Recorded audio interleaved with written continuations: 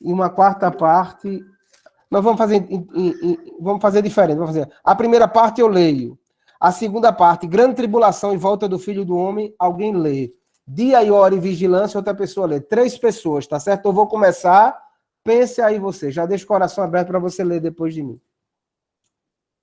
Então, começamos juntos a ler o Evangelho de Nosso Senhor Jesus, segundo Marcos. Glória a vós, Senhor. Saindo Jesus do templo, disse um dos seus discípulos, Mestre, olha que pedras e que construções. Jesus replicou-lhe, vês este grande edifício? Não se deixará pedra sobre pedra que não seja demolida. E estando sentado no Monte das Oliveiras, defronte do templo, perguntaram-lhe à parte Pedro, Tiago, João e André, dize-nos, quando hão de suceder essas coisas? E por que sinal se saberá que tudo isso vai se realizar? Então, essas coisas, tudo isso vai acontecer quando? Jesus pôs-se então a dizer-lhes, cuidai que ninguém vos engane. Opa, essa primeira frase é importante. Cuidai que ninguém vos engane. Muitos virão em meu nome dizendo, sou eu. Seduzirão a muitos. Quando ouvirdes falar de guerras, de rumores de guerra, não temais. É necessário que essas coisas aconteçam, mas não será ainda o fim. Irão levantar-se nação contra nação, reino contra reino, haverá terremotos em diversos lugares. E fome. Isto será o princípio das dores. Cuidai de vós mesmos, sereis arrastados diante dos tribunais, açoitados nas sinagogas, comparecereis diante dos governadores e reis por minha causa, para dar testemunho de mim diante deles. Mas primeiro é necessário que o evangelho seja pregado a todas as nações. Quando vos levarem para vos entregar, não premediteis no que haveis de dizer. Dizei o que vos for inspirado naquela hora, porque não sois vós que falais, mas sim o Espírito Santo. O irmão entregará à morte o irmão, o pai o filho, e os filhos irão insurgir-se contra os pais e lhes darão a morte. Sereis odiados de todos por causa do meu nome, mas o que perseverar até o fim será salvo. Outra pessoa continue, por favor.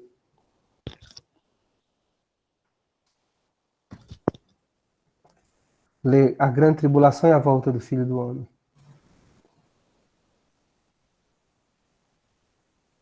Eu posso ler. Obrigado, Gabriel. Grande tribulação. Quando virdes a abominação da desolação no lugar onde não deve estar, o leitor entenda, então os que estiverem na Judéia fujam para os montes. O que estiver sobre o terraço não desça, nem entre em casa para dela levar alguma coisa. E o que se achar no campo não volte a buscar o seu manto. Ai das mulheres que naqueles dias estiverem grávidas e amamentando. Rogai para que isso não aconteça no inverno, porque naqueles dias haverá tribulações tais como não as houve desde o princípio do mundo, que Deus criou até agora, nem haverá jamais. Se o Senhor não abreviasse aqueles dias, ninguém se salvaria, mas ele os abreviou em atenção aos eleitos que escolheu. E se então alguém vos disser, eis, aqui está o Cristo, ou ei-lo acolá, não creiais, porque se levantarão falsos cristos e falsos profetas, que farão sinais e portentos para seduzir, se possível for até os escolhidos. Ficai de sobreaviso, eis que vos preveni de tudo. Pode continuar essa outra parte, Gabriel. Naqueles dias, volta do Filho do Homem, naqueles dias Depois dessa tribulação, o sol se escurecerá, a lua não dará o seu resplendor, cairão os astros do céu e as forças que estão no céu serão abaladas. Então verão o Filho do Homem voltar sobre as nuvens com grande poder e glória. Ele enviará os anjos e reunirá os seus escolhidos dos quatro ventos, desde a extremidade da terra até a extremidade do céu. A terceira pessoa.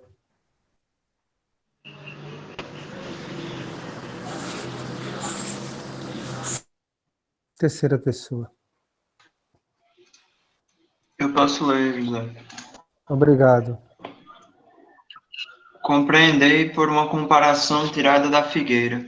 Quando os meus ramos vão ficando tenros e brotam as folhas, sabeis que está perto o verão. Assim também, quando virdes acontecerem essas coisas, sabei que o Filho do Homem está próximo, às portas. Em verdade vos digo, não passará esta geração sem que tudo aconteça. Passarão o céu e a terra, mas as minhas palavras não passarão.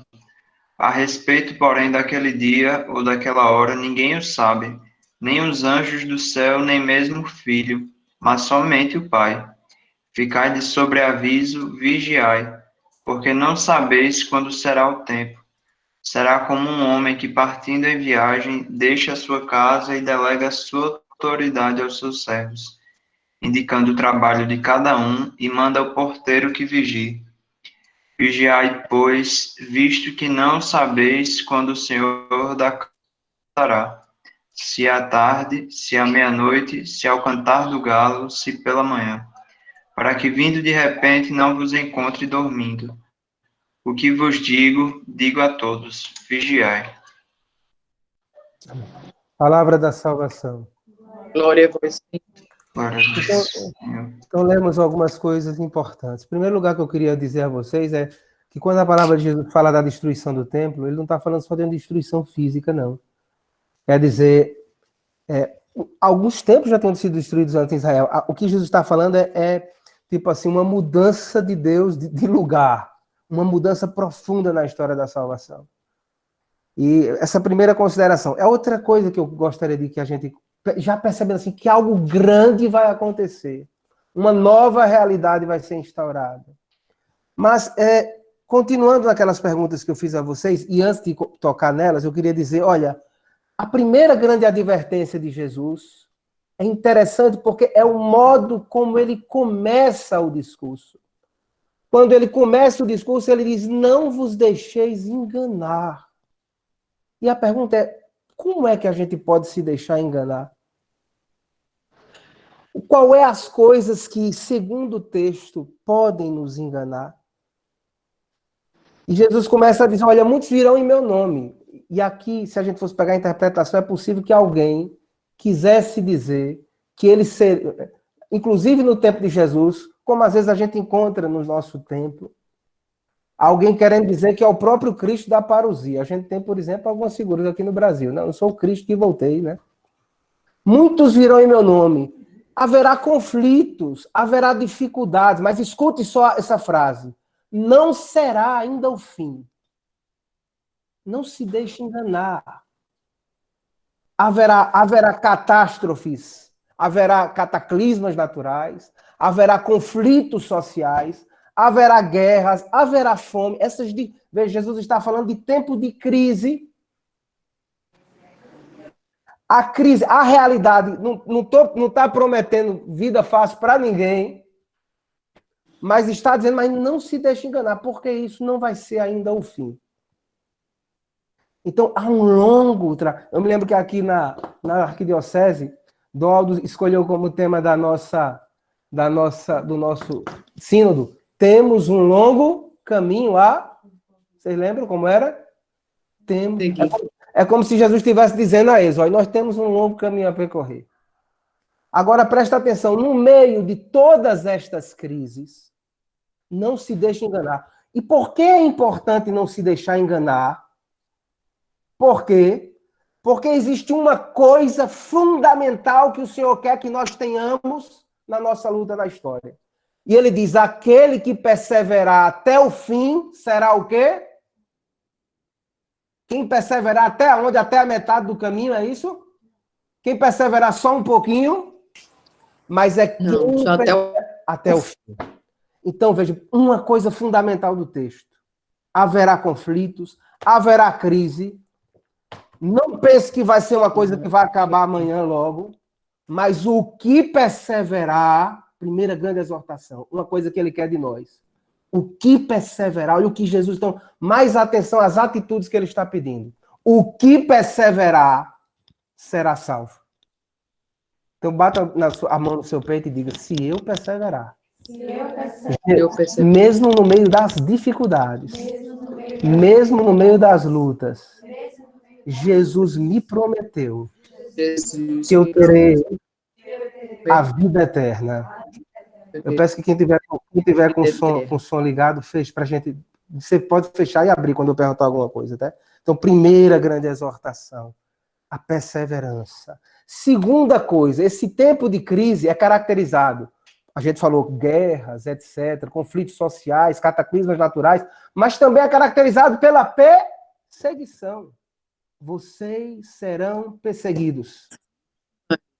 Aí, pelo amor de Deus. E aqui, meus irmãos, vocês precisam saber uma coisa importante já. Nesse primeiro texto que a gente está lendo, para Jesus, se a gente está no dia de Jesus, Jesus está falando do futuro. Mas se você está no dia da comunidade que está lendo este texto, esta comunidade já está sendo perseguida, já está sendo levada diante de reis e governadores, já está vivendo a experiência da guerra, da fome, dos terremotos. Esta comunidade não vê esse texto apenas como uma coisa que vai acontecer no futuro, mas que já está. Isso é uma chave importantíssima. Essa coisa já está acontecendo. Então, essa realidade já está se processando. Essa é a experiência da comunidade, que ao ler isso pode se reconhecer. E eu quero dizer a você, é ou não é a sua experiência? Ser perseguido. Meus irmãos, sabe quantos cristãos já foram martirizados na história? Em números aproximados, livro escrito, coisa com 70 milhões. Dos quais 40 milhões foram martirizados no século XX. Comunismo, China e não sei o quê. Tem uma série de conflitos. 40 milhões, para falar de perseguição, martirizados no século XX. Percebe? Então, é uma realidade para eles, é uma realidade para nós hoje. Então, a realidade da perseguição. Eu sou a pessoa que está dando o curso. Eu não sei. Então, como é que eu apago? Não sai apagar, não. Olha, eu vou explicar, Socorro. Eita, caiu. Ela vai entrar de novo, se Deus quiser. Veja só. Então, vou voltar aqui. Presta atenção. Então, é a realidade que está sendo experienciada. Vamos para frente. Então, essa é a primeira coisa. Então, eles vão vivendo essa experiência como experiência que está acontecendo. Já está se processando. Segunda coisa. Essa experiência não tem só problema. Tem graça também. Quais são as graças que a gente pode ver? Primeira grande graça. O Espírito Santo estará com vocês.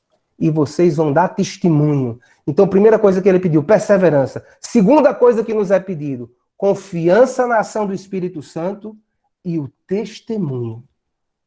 Percebe como é interessante? Perseverança paciente. Perseverança paciente. Ninguém se engane. Ah, daqui a 2 dias o Cristo vem. Pode cruzar as pernas, tá tudo em ordem. Ninguém se engane. Perseverança paciente. Outra, olha a graça. O Espírito Santo estará com vocês. Vocês estarão dando testemunho. Isso é uma coisa boa. É ou não é? É ou não é uma coisa boa? Outra coisa boa. O evangelho será pregado a todas as nações.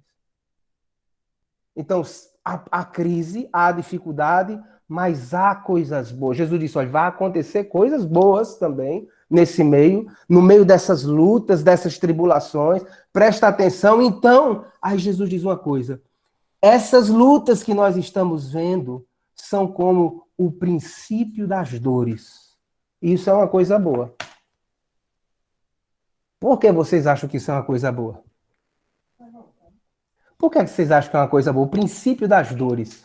Jesus, José, você está doido? Se isso é só o princípio, avalie o final. E você vem dizer que isso é uma coisa boa, porque isso, meus irmãos, é a comparação com as dores de parto.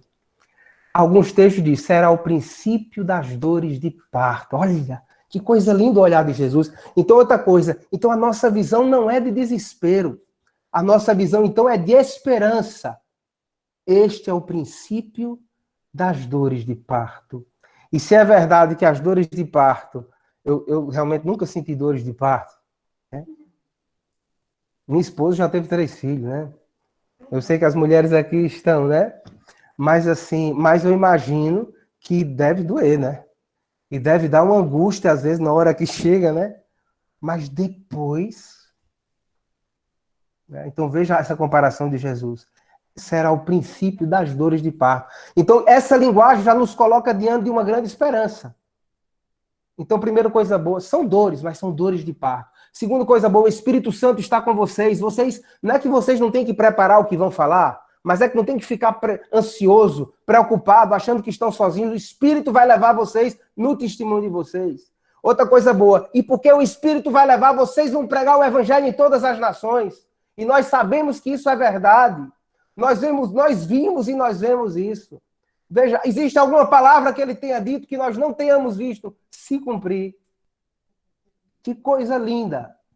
E haverá tribulações, não é que vai ser fácil, vocês vão ser perseguidos até pelos da sua própria casa. Mas veja, essas dores são dores de parto. Vocês devem perseverar, devem ser firmes, devem agir com a força do Espírito Santo e devem ter esperança. E a razão da esperança, nós vamos dizer já já. A razão completa a razão da esperança é Cristo, a gente já sabe, é o fundamento da nossa esperança. Vamos dizer já já melhor.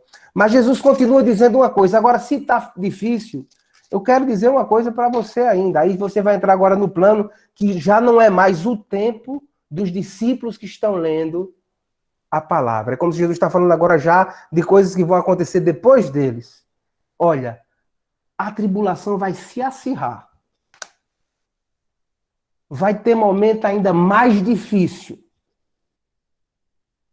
Vai ter momento ainda mais difícil. E aí, nesse texto, quando a gente lê sobre a grande tribulação, ele vai dizer, a dica dele, olha, quando a abominação da desolação estiver no altar, o que é a abominação da desolação?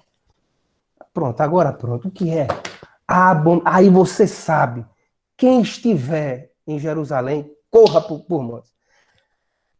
Se a gente perceber assim, esse ritmo pelo qual o Senhor vai nos levando, o que é a abominação da desolação? Vou dizer para vocês, a gente tem que passar já para o seu outro capítulo, mas a abominação da desolação é o nome que os judeus do ano 200, entre 200 e 100 a.C., deram a um ídolo, uma estátua de Zeus Olímpio, que Antíoco Epífanes construiu sobre o altar do templo. Entenderam?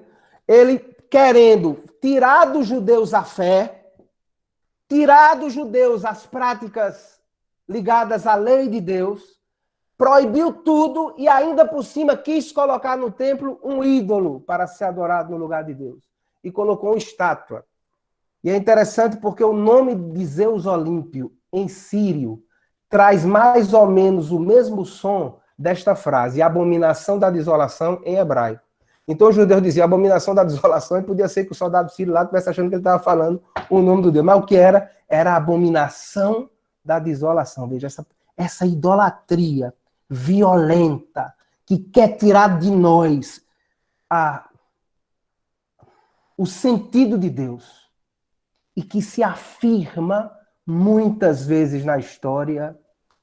Se afirmou com Antíoco Epífanes, mas presta atenção,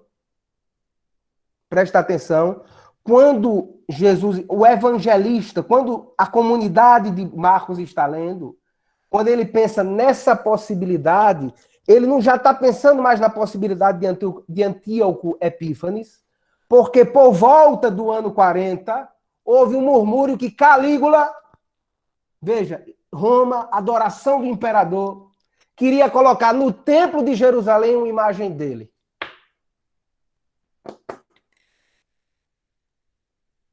E aí, por isso que o texto diz, quem quiser entender, o entenda. Vocês viram que o texto diz isso? E o verbo que ele usa mostra que ele está fazendo referência a uma pessoa, instalado. os estudiosos dizem, o uso desse verbo tem como sujeito normalmente uma pessoa. Começa falando de uma coisa, mas ele quer que entenda que ele está fazendo referência a uma pessoa. E aí os estudiosos, provavelmente esse texto, historicamente, está referindo ao fato de que Calígula queria colocar de novo dentro do altar uma estátua dele. Mas entenda, primeiro é Antíoco, depois é Calígula e depois é quem mais? Então esse desejo de tirar do nosso coração o sentido de Deus, de ser adorado no lugar de Deus, de querer colocar algo que você... E é violento. Se a gente pegar, por exemplo, esse texto aqui que vai, fujam para as montanhas. Quem fugiu para as montanhas? Os macabeus. Quando Antíoco Epífanes coloca lá a imagem, e quando quer que nenhum judeu mais cumpra a lei de Deus, e quando começa a exigir que eles ofereçam sacrifício para um deus pagão, eles reagem, resistem e fogem para as montanhas. Deixam tudo e fogem para as montanhas. Então, veja, é uma realidade radical para ser fiel a Deus. Para preservar a aliança, eles responderam de maneira radical. Para serem fiéis à aliança.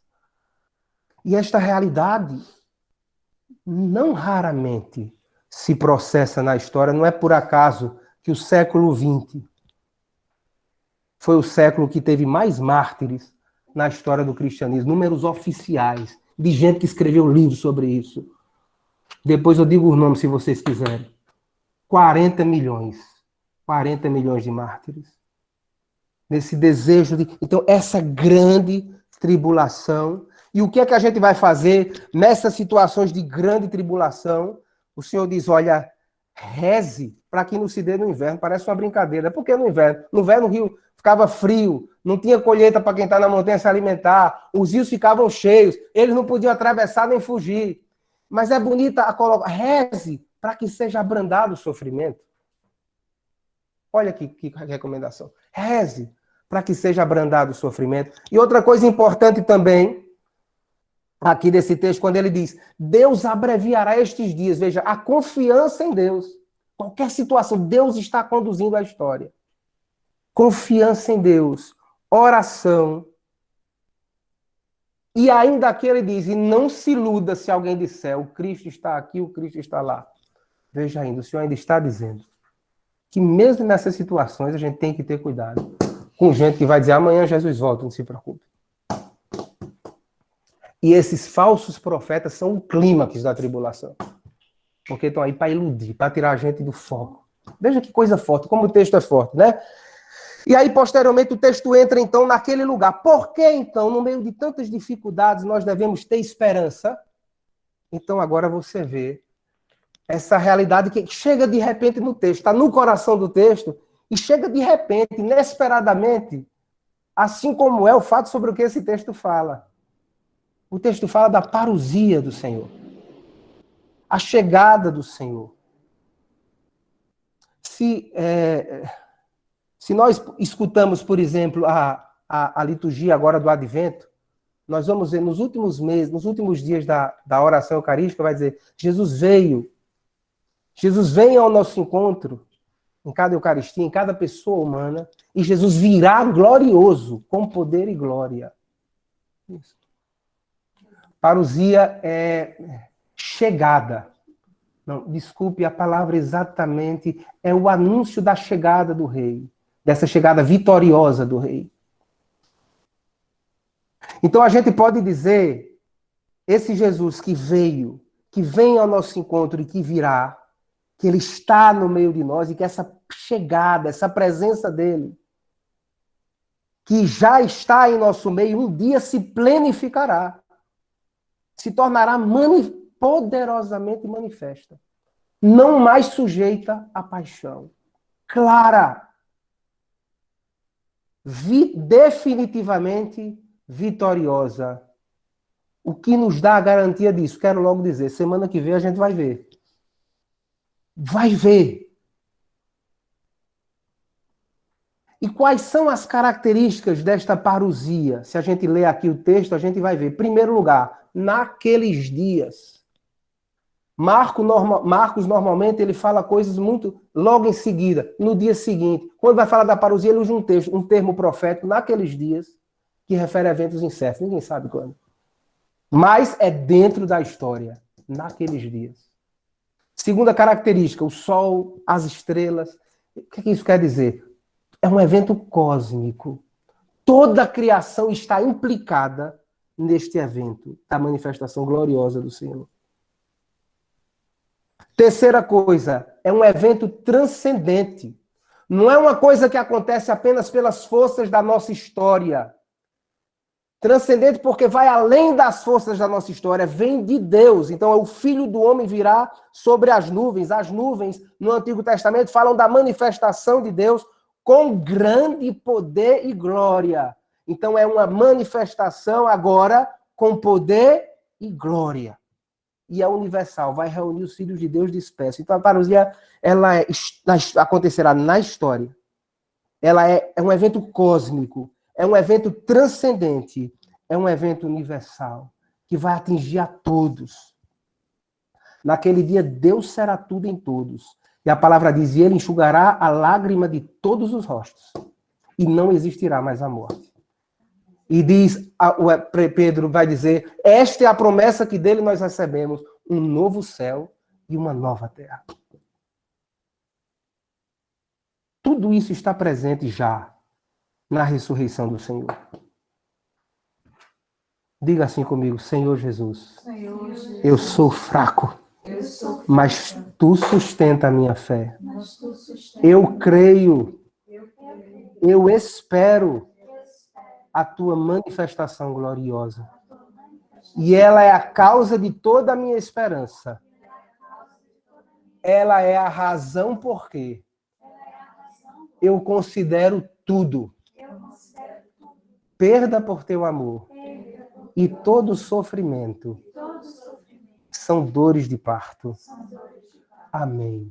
Então, quando é que será o dia, a hora, meus irmãos? Então, esse texto está aqui para dizer, olha, não dá para dizer. Jesus vai dizer, nem o filho sabe, porque o filho, na condição de Kenos, de encarnação, nem o filho sabe. Então, não dá para dizer, vai ser... Quem marcou data foram tem uns cabas perigosos, até mataram muita gente, marcando data para nem o filho sabe. É incerto o evento. Agora, tudo isso acontecerá agora, olha, durante esta geração. Ele está falando tudo isso o quê? Tudo isso são esses eventos preparatórios da parousia. Lembra que a gente falava que o povo já podia ver acontecendo ao seu lado. Estão entendendo isso? Se estiverem entendendo, faça um legal para mim. Então, tudo isso acontecerá, tudo isso já estava acontecendo, eles já podiam ver esses eventos preparatórios, essas dores de parto, esses sinais, se podiam sentir os sinais dentro da história. Presta atenção agora. Como a figueira, o exemplo vegetal, como a figueira, dentro da história nós podemos ver os sinais, porque tudo isso já está dando sinais na história. Quando a gente vê a vida de um santo, quando a gente vê a ação de Deus, no meio de tantas tribulações, tanta graça, a vitória da igreja no meio de tanta perseguição, olha, tudo isso já está acontecendo. Isso também na sua vida, viu? Quando você pode perceber a ação ressuscitadora de Deus, às vezes nas dificuldades maiores, você pode perceber, tudo isso já está também se processando dentro da sua história. Amados, e para terminar, o que fazer, então? Uma última atitude que Jesus pede de nós, uma última atitude, além dessa esperança, além dessa paciência perseverante, além da certeza de que o Senhor está conosco, que o testemunho é sustentado pelo Espírito Santo, além de anunciar o Evangelho às nações, Jesus diz, vigie. Tem que vigiar. Atenção para você não entregar o ouro ao bandido. Vigiar, nesse texto, é faça aquilo que lhe foi dado fazer, o porteiro, que tem uma função a cumprir, que cumpre, com amor, com zelo, com atenção, com vigilância. Vigie você que é pai, vigie eu que sou pai, vigie você que é mãe, vigie você que é coordenador de ministério, vigie você que é ministro de Eucaristia, vigie. Vigie, acredite na palavra do Senhor, não brinque.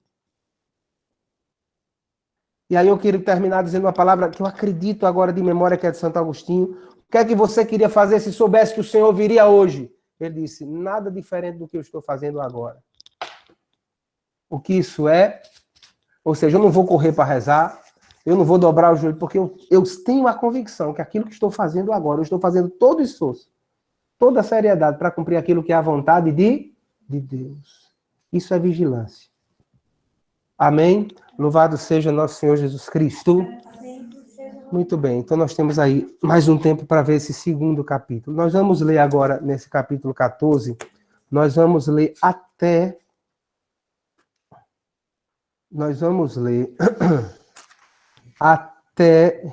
essa parte aqui, ó. Jesus prediz a negação de Pedro, tá certo? Eu vou começar lendo e eu peço já que você vá se dispondo à leitura, porque quando terminar, eu preciso que você leia, tá bom? Então, mais uma vez, este é o Evangelho de nosso Senhor Jesus Cristo, segundo São Marcos. Glória a vós, Senhor. Ora, dali a 2 dias seria a festa da Páscoa e dos pães ázimos, e os sumos sacerdotes e os escribas buscavam algum meio de prender Jesus à traição para matá-lo. Não durante a festa, diziam eles, para não haver talvez algum tumulto entre o povo. Jesus se achava em Betânia, em casa de Simão, o leproso. Quando ele se pôs à mesa, entrou uma mulher trazendo um vaso de alabastro cheio de perfume de nardo puro de grande preço, e quebrando o vaso, derramou-lhe sobre a cabeça. Alguns, porém, ficaram indignados e disseram entre si: por que esse desperdício de bálsamo? Poderia ter sido vendido por mais de 300 denários e serem dados aos pobres. Irritavam-se contra ela. Mas Jesus disse-lhes: deixai-a, porque a molestais, ela me fez uma boa obra. Vós sempre tendes convosco os pobres, e quando quiserdes podeis fazer-lhe bem, mas a mim não me tendes sempre. Ela fez o que pôde, embalsamou-me antecipadamente o corpo para a sepultura. Em verdade vos digo, onde quer que for pregado em todo o mundo o evangelho, será contado para a sua memória o que ela fez. Judas Iscariotes, um dos 12, foi avistar-se com os sumos sacerdotes para lhes entregar Jesus. A essa notícia, eles alegraram-se e prometeram dar-lhe dinheiro. E ele buscava a ocasião oportuna para o entregar.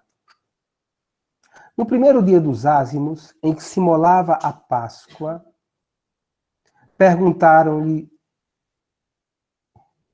Não, eu vou parar por aqui. Daqui a pouco a gente continua, tá? Vamos continuar rápido. Digo rapidamente só umas coisas. Então, nós entramos agora naquela narrativa da paixão de Jesus. A paixão de Jesus é tão importante, e no Evangelho de Marcos, ela sempre foi considerada extensa em relação ao restante do Evangelho, a tal ponto que é comum os estudiosos de Marcos dizer: olha, o Evangelho de Marcos é uma narração da paixão com uma grande introdução. Porque a paixão, irmãos, é o centro da nossa fé. A paixão, a morte e a ressurreição de Jesus. E a gente começa vendo, então, as autoridades. A gente vê aqui esta narrativa sanduíche de Marcos, mais uma vez. As autoridades querem matar Jesus. A continuidade disso, do outro lado, é que Judas vai traí-lo, e vai traí-lo por dinheiro. E no meio, a gente vê uma cena de contraste. Qual é a cena de contraste? É uma cena que contrasta, que é diferente dessa realidade que está aqui. Judas, a gente vê de um lado a cegueira das autoridades, a dureza do coração de alguém que, sendo um dos 12, veja, um dos 12.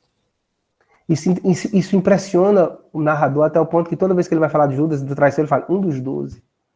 Era um dos 12, um dos que estavam perto. Vai entregar Jesus por algumas poucas moedas. Quer dizer, uma dureza de um coração que não ama e uma cegueira que não reconhece quem é Jesus. A cena de contraste é essa mulher do perfume. Porque essa mulher do perfume, de um lado, ela reconhece a dignidade messiânica de Jesus e por isso unge o corpo do Senhor com perfume. Que coisa linda. Ela reconhece e unge o Senhor com perfume.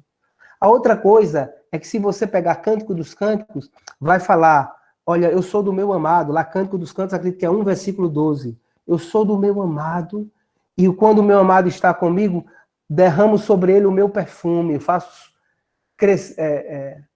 ao redor dele fica o meu perfume de nardo. Então, o perfume de nardo tem a ver com o amor, que é devotado a alguém. Então essa mulher não apenas reconhece a dignidade de Jesus, mas ela ama, manifesta o seu apreço, o seu amor pelo Senhor. Então essa mulher, veja, Santa Teresinha vai pegar o que essa mulher disse e diz, olha, o mundo me diz, para de cantar. Não perca o teu perfume, a tua vida, procure empregar utilmente.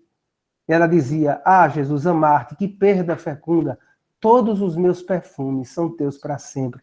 Então essa linguagem profunda do amor que esse texto quer nos ensinar. Sabe, meus irmãos, 300 denários são 300 dias de salário de um trabalhador. É tempo, meu amigo. Mas essa mulher, porque a linguagem do amor suplanta essa conta. Suplanta a conta das horas devotadas. Suplanta. A conta do amor vai além. Suplanta a conta do dinheiro pelo qual Judas entregou o Senhor. Suplanta. A igreja, Santa Teresinha dizia, olha, a igreja tem o coração. A igreja tem o coração. Se não fosse esse coração que bate na igreja, os mártires não entregavam a vida, os profetas não profetizariam, os pregadores não pregariam, os grandes santos não cuidariam dos pobres como cuidaram, porque o que faz isso acontecer na igreja é esse coração. E a força que faz esse coração bater na igreja, escute para você entender. Seja você quem for. Tenha você quantos anos de caminhada você tiver. A única força que faz esse coração bater na igreja é o amor. A igreja é o que é hoje por conta desse amor que fizeram os mártires da vida, os pregadores pregarem, os missionários deixarem suas famílias, Santa Teresa de Calcutá se entregar pelos pobres da Índia. Vá contando. Aliás, não conte não. É o amor que faz a igreja ser o que ela é. Entenda. Porque se você quiser viver da igreja, esse amor tem que bater no seu coração. Eu vou dizer uma coisa aqui, que graça uma hora de estudo bíblico, mas todo o tempo que eu dedico à Bíblia é 1 hora por semana. Por exemplo, é a linguagem, é o amor que vai. Só que, às vezes, na igreja existem pessoas que se deixam vencer pela falta de amor, pela falta de visão. E ele vai dizer, olha, Judas, um dos 12. Logo dos 12, né? Podia ser dos 72, pelo menos. Mas dos 12. Vai entregar Jesus. Lucas vai dizer por 30 moedas, por dinheiro. Às vezes a gente vê o Papa Francisco, a gente dói. Quando ele dá uma estourada em alguém que fazendo parte dos bispos, dos cardeais, né? Sem juízo nenhum, eu tenho todo o respeito do mundo. Mas vejo o Papa firmemente dizer, às vezes, aplicar sanções canônicas fortes por sentir que ali houve uma degradação por conta do amor ao dinheiro.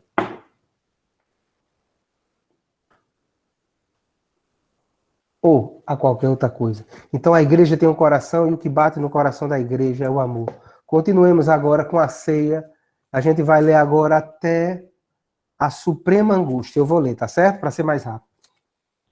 No primeiro dia dos ázimos, em que se imolava a Páscoa, perguntaram-lhe os discípulos, onde queres que preparemos a refeição da Páscoa? Acompanhe na sua Bíblia, por favor. Acompanhe. Onde queres que preparemos a refeição da Páscoa? Ele enviou 2 de seus discípulos, dizendo, ide à cidade e vos sairá ao encontro um homem, carregando um cântaro de água. Segui-o. Onde ele entrar, dizei ao dono da casa, o mestre pergunta onde está a sala em que devo comer a Páscoa com os meus discípulos, e ele vos mostrará uma grande sala no andar superior, mobiliada e pronta. Fazei ali os preparativos. Partiram os discípulos para a cidade e acharam tudo como Jesus lhes havia dito. Prepararam a Páscoa. Chegando à tarde, dirigiu-se ele para lá com os 12. Enquanto estavam sentados à mesa, comiam, Jesus disse, em verdade vos digo, um de vós que come comigo me há de entregar. Começaram a entristecer-se e perguntar-lhe um após o outro, porventura sou eu? Respondeu-lhes ele, é um dos 12 que se serve comigo do mesmo prato. O Filho do Homem vai, segundo o que dele está escrito, Mas ai daquele homem, porque o filho do homem for traído. Melhor que ele nunca tivesse nascido. Durante a refeição, Jesus tomou o pão e depois de bendizer, partiu e deu, dizendo: tomai, isto é o meu corpo. Em seguida tomou o cálice, deu graças, apresentou-lhe e todos dele beberam. E disse-lhes: isto é o meu sangue, o sangue da aliança que é derramado por muitos. Em verdade vos digo, já não beberei do fruto da videira, até aquele dia em que eu beberei de novo no reino de Deus. Terminado o canto dos salmos, saíram para o Monte das Oliveiras. Jesus disse-lhes: vós todos vos escandalizareis, pois está escrito: ferirei o pastor e as ovelhas serão dispersas. Mas depois que eu ressurgir, eu vos precederei na Galileia. Entretanto, Pedro lhe respondeu: ainda que todos se escandalizassem de ti, eu, porém, nunca. Jesus disse-lhe: em verdade te digo, hoje, nesta mesma noite, antes que o galo cante 2 vezes, 3 vezes me terás negado. Pedro repetia com maior dor: ainda que seja preciso morrer contigo, não te renegarei. E todos disseram o mesmo. Palavra da salvação. Eu quero colocar para vocês aqui 3 pontos nesta leitura que fizemos. Primeiro eu quero que vocês percebam como Jesus, ele não está sendo conduzido pelos fatos. Eu vou dizer aqui uma música popular que a gente canta: deixa a vida me levar. Jesus conhece e está guiando os acontecimentos. Jesus diz: olha, você vai encontrar uma pessoa, peça a ela, porque nós vamos comer a Páscoa na casa dela. Quando ele se reúne com os discípulos, ele diz: olha, um de vós vai me entregar. Não tem ingenuidade, não tem desconhecimento. Jesus conhece. É livremente que ele está executando estas coisas. Se é verdade que Judas entrega Jesus, verdade também é que ele apresenta para todos o pão como o corpo que vai ser entregue. Então, que forte, né?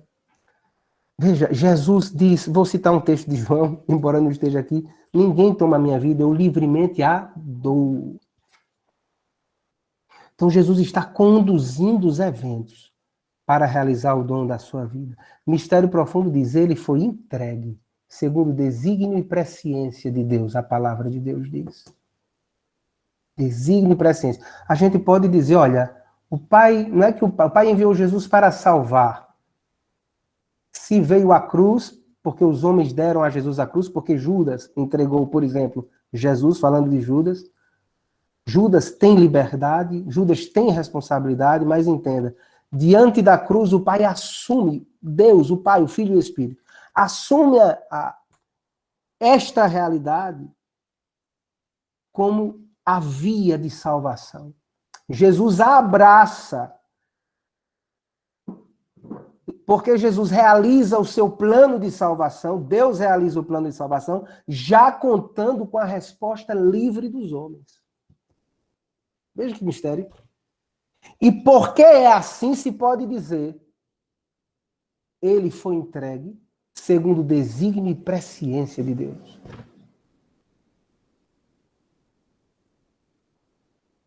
Então o Senhor, ele não é um desesperado que não sabe para onde está indo. Ele sabe para onde está indo. A instituição da Eucaristia é precisamente a antecipação daquilo que vai acontecer daqui a pouco. Ele sabe para onde está indo.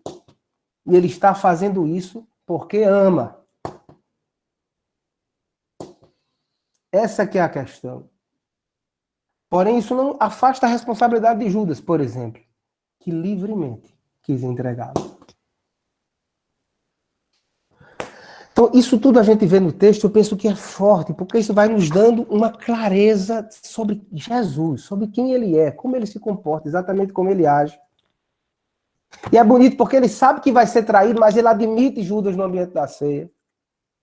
Ele bota a mão com ele no prato. Ele denuncia o que está acontecendo com profunda consciência e tranquilidade.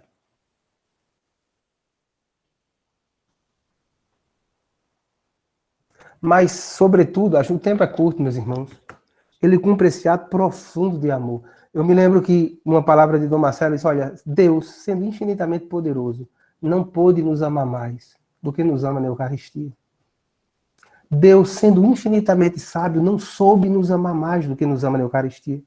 Dando a nós, veja, Jesus não diz isso simboliza o meu corpo. Isso é o verbo raiar, né? Toda a força do ser de Deus. Isto é o meu corpo. Isto é o meu sangue. E dando-nos a comer o seu corpo é como se ele nos incorporasse nele. É bonito, o contexto é pascal.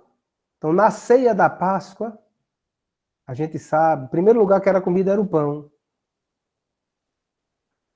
O que é que acontece na hora desta ceia? O que acontece de inaudito, que nunca ninguém ouvia, porque a Páscoa era feita para lembrar aquela libertação antiga do Egito. Mas aí, no meio desta celebração, Jesus inaugura uma coisa nova. Agora, você imagina como foi isso? Imagina na hora que eles estão sentados na ceia, Jesus pega o pão e faz, isto é o meu corpo. Eu imagino que Pedro olhou para André e fez, meu amigo, que conversa é essa, né? Imagine o que estava acontecendo ali, de inaudito. E ele pegar o cálice da bênção, provavelmente o segundo, e dizer, aquele cálice que eles louvavam a Deus pelas maravilhas da criação e da libertação, dizer, isto é o meu sangue. E dizer, e este é o sangue da aliança. Lembra? Moisés, em Êxodo 24, pega o sangue de... Não é mais o sangue de cordeiro, nem de bode. Moisés asperge sobre o povo, asperge sobre o altar para dizer, vocês agora têm uma aliança com Deus. Vão fazer o que ele pediu? Vamos. Agora, não, o sangue da aliança é este. Com o cálice na mão. Este é o meu, é o sangue da aliança. Nova e eterna. E eu imagino, se eu estivesse naquela sala, eu dizia, é o quê? Que coisa é esta que está acontecendo? Mas o que é que está acontecendo aqui? Que coisa é esta que está acontecendo aqui? Meus amados, é o seguinte, a gente não tem como ficar muito, a gente só pode dizer que a única coisa que explica a Eucaristia é o amor de Deus. É o amor de Deus. E se a gente tiver um tempinho no final, eu dou um testemunho, mas tem que ser no final. Tá certo? Enfim, olha, Jesus diz, olha, já não beberei deste cálice, até o dia em que eu beber no reino do meu Pai. Isso se chama assim, tensão escatológica. A gente celebra a Eucaristia, pensando no banquete que nós vamos comer um dia no reino celeste. Aquele banquete que a gente falou agora. Então vamos continuar. Peço a vocês mais um tempinho para a gente adiantar aqui, tá certo? Não vai demorar muito, não. Então, Jesus prediz a negação de Pedro. Vamos continuar. Terminado o canto dos salmos. Já lemos isso, né? Então, veja, conhecemos isto. É interessante, Jesus vai prevendo a debandada de todos, especialmente de Pedro, que talvez tenha caído na besteira de dizer, não, senhor, eu não se preocupe não, que eu sou forte. Como a gente precisa da graça de Deus, né? Como a gente precisa. Há santos que dizem, por exemplo, Santo Afonso de Ligório e Santa Teresinha, que agora me lembro, seria melhor dizer, ajuda-me, Senhor, dá-me tua graça e eu nunca te deixarei.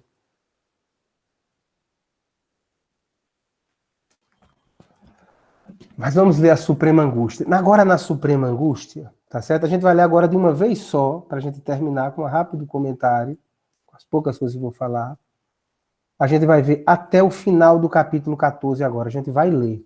Quando terminar, eu vou ressaltar algumas coisas e nós vamos nos encaminhar para o final, tá certo assim? Para a gente terminar hoje. A gente começou mais ou menos 9h10, que a gente teve uma espera e tal. A gente vai terminar assim hoje, tá bom? Mas vamos conseguir terminar na hora, tá? Vamos lá. Vamos ler tudo isso aí. Atenção agora na Suprema Angústia. Veja essa percepção de Jesus estar sozinho. Ele fala, percebe o silêncio do Pai, os discípulos que dormem, uma angústia profunda que vem ao seu coração, por causa da proximidade, da realidade do que vai acontecer com ele e de tudo que está implicado nisso. Atenção para a palavra Abba que Jesus fala. E vamos juntos. Foram em seguida para um lugar chamado Getsêmani, e Jesus disse a seus discípulos, sentai-vos aqui enquanto vou orar. Levou consigo Pedro, Tiago e João e começou a ter pavor e a angustiar-se. Disse-lhes: a minha alma está numa tristeza mortal. Ficai aqui e vigiai. Adiantando-se alguns passos, prostou-se com a face por terra e orava que, se fosse possível, passasse dele aquela hora. Abba, Pai, suplicava ele, tudo te é possível. Afasta de mim este cálice. Contudo, não se faça o que eu quero, senão o que tu queres. Em seguida, foi ter com seus discípulos, achou-os dormindo.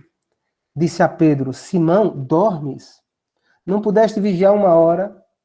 Vigiai e orai, para que não entreis em tentação, pois o espírito está pronto, mas a carne é fraca.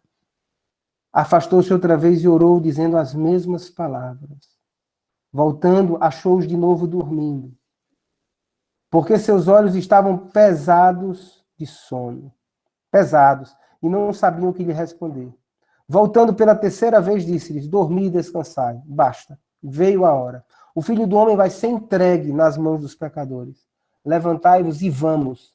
Aproxima-se o que há de me entregar. Ainda falava quando chegou Judas Iscariotes, um dos 12, e com ele um bando armado de espadas e cacetetes, enviado pelos sumos sacerdotes, escribas e anciãos. O traidor tinha-lhes dado o seguinte sinal: aquele a quem eu beijar, prendei-o e levai-o com cuidado. Assim que ele se aproximou de Jesus, disse: Rabi, e o beijou. Lançaram-lhe as mãos e prenderam. Um dos circunstantes tirou da espada, feriu o servo do sumo sacerdote e decepou-lhe a orelha. Mas Jesus tomou a palavra e disse-lhe: como a um bandido saíste com espadas e cacetetes para prender-me. Entretanto, todos os dias estava convosco ensinando no templo e não me prendestes. Mas isso acontece para que se cumpram as Escrituras. Então todos o abandonaram e fugiram. Seguia um jovem coberto somente de um pano de linho e prenderam-no. Mas lançando ele de si o pano de linho, escapou-lhes despido. Palavra da salvação. Então a gente vai vendo essa crescente dessa angústia. O Senhor, veja, todo esse ritmo, o Senhor por 3 vezes reza. Por 3 vezes procura os discípulos. 3 vezes o encontra dormindo. De um lado, o silêncio do Pai. De outro, os discípulos que estão dormindo. Então o Senhor vai fazendo esse caminho de angústia profunda sozinho. Entenda bem o que eu estou querendo dizer. O Pai nunca se separou do Filho. Mas é um mistério profundo isso. É tomar sobre si as consequências do pecado. Há aí o terror da morte, de uma natureza humana que naturalmente deseja a vida. Mas há algo de mais profundo aí, dessa taça, esse cálice, que a gente falava, a taça da ira de Deus, sobre a incompatibilidade entre Deus e o mal, e Jesus está tomando sobre si a consequência do pecado. Ele tem consciência de toda ruptura, de toda carga, de dramaticidade que isso tem para a história da humanidade, para a história de cada homem. E ele está experimentando a fundo isso, fazendo-se solidário conosco. E no meio disso, que a gente pode dizer assim, a Raniero Cantalamessa diz, essa realidade, meus irmãos, é como ele compara assim, a 2 nuvens que se chocam. Né?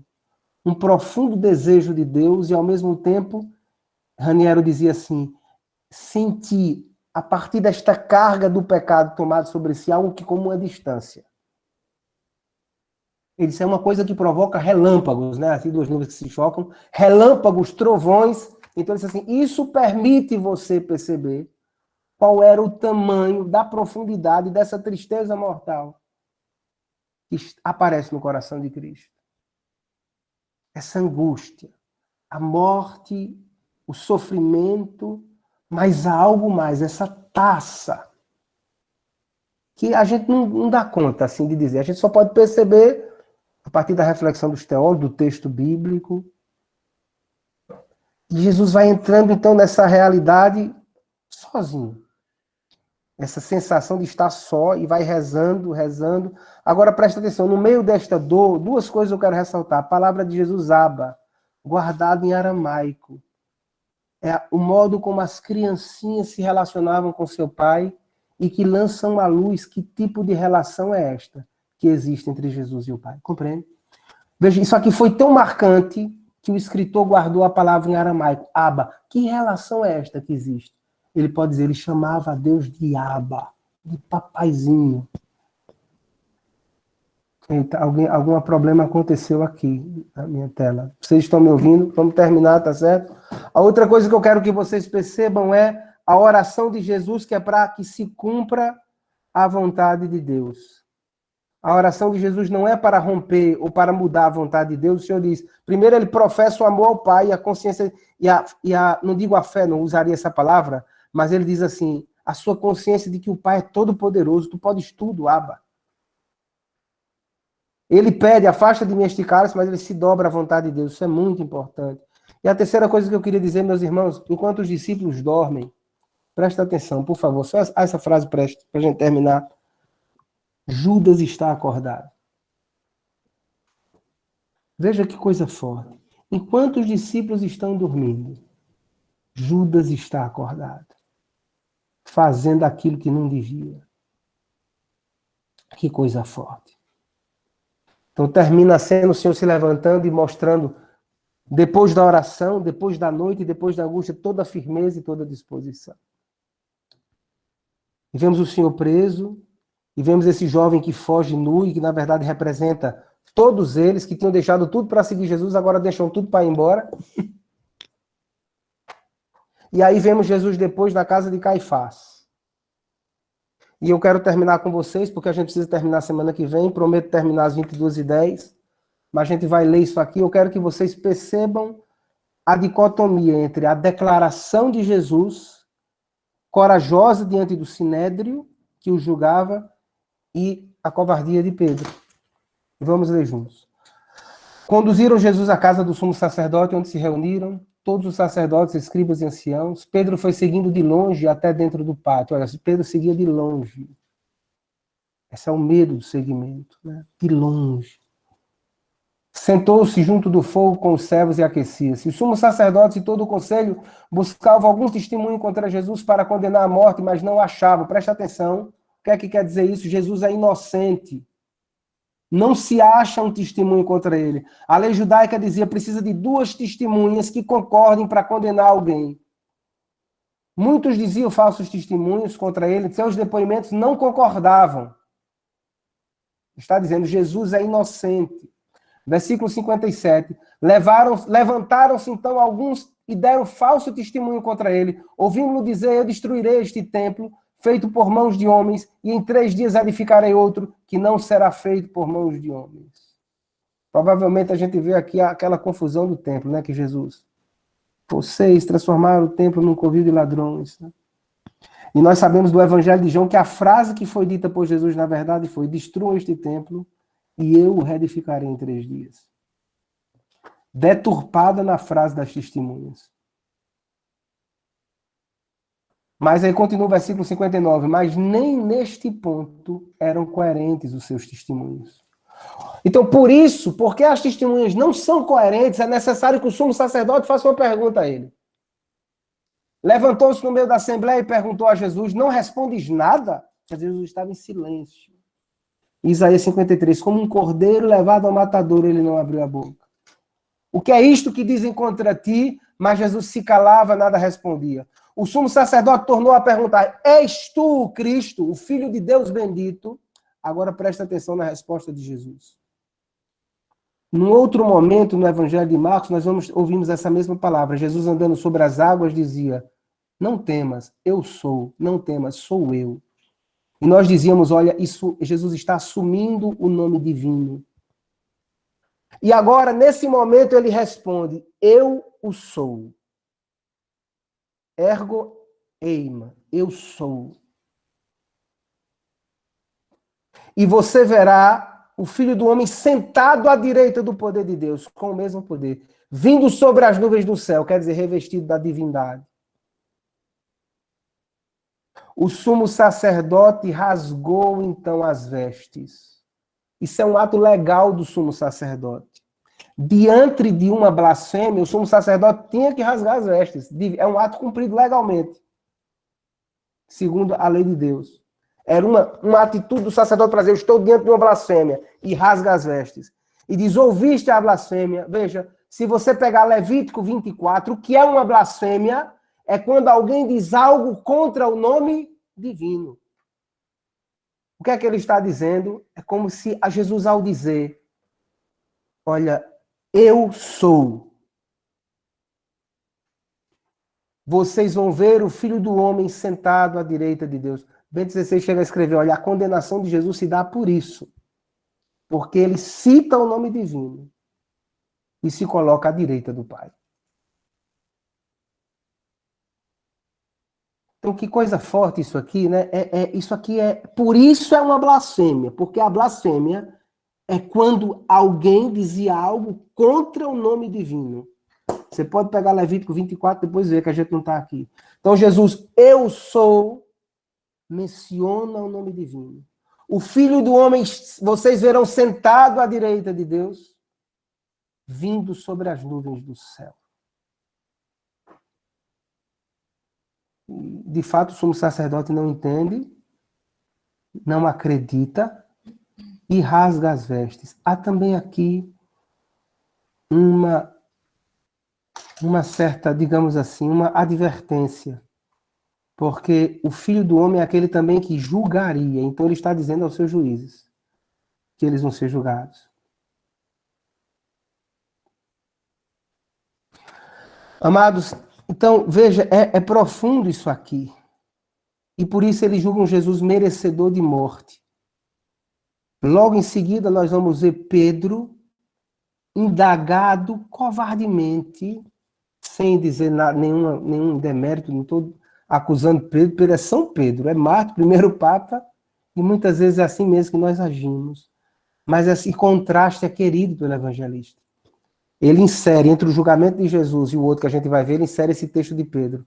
Diferentemente de Jesus, que tinha pedido silêncio toda hora durante o evangelho, quando chega diante de uma autoridade que tem o direito de ouvir a resposta, ele não nega.